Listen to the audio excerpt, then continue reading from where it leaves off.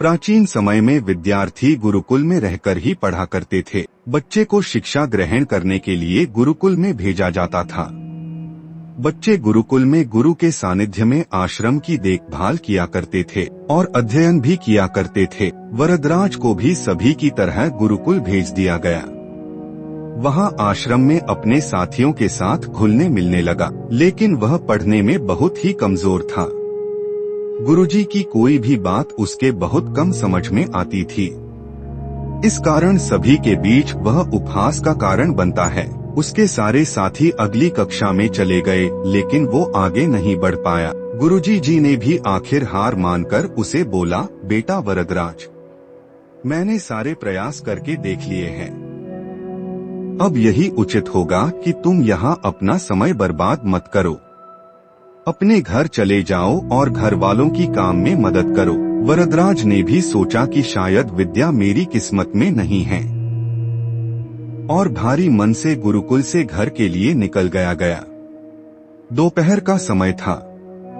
रास्ते में उसे प्यास लगने लगी। इधर उधर देखने पर उसने पाया कि थोड़ी दूर पर ही कुछ महिलाएं कुएं से पानी भर रही थी। वह कुएं के पास गया। वहां पत्थरों पर रस्सी के आने जाने से निशान बने हुए थे। तो उसने महिलाओं से पूछा, यह निशान आपने कैसे बनाए? तो एक महिला ने जवाब दिया, बेटे यह निशान हमने नहीं बनाए। यह तो पानी खींचते समय इस कोमल रस्सी के बार बार आने जाने से ठोस पत्थर पर भी ऐसे निशान बन गए हैं। वरदराज सोच में पड़ गया। उसने विचार किया कि जब एक कोमल से रस्सी के बार बार आने जाने से एक ठोस पत्थर पर गहरे निशान बन सकते हैं, तो निरंतर अभ्यास से मैं विद्या ग्रहण क्यों नहीं कर सकता। वरदराज ढेर सारे उत्साह के साथ वापस गुरुकुल आया और अथक कड़ी मेहनत की। गुरुजी ने भी खुश होकर भरपूर सहयोग किया।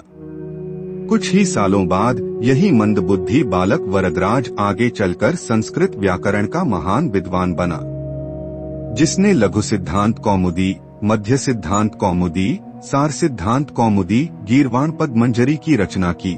दोस्तों, अभ्यास की शक्ति का तो कहना ही क्या है। यह आपके हर सपने को पूरा करेगी।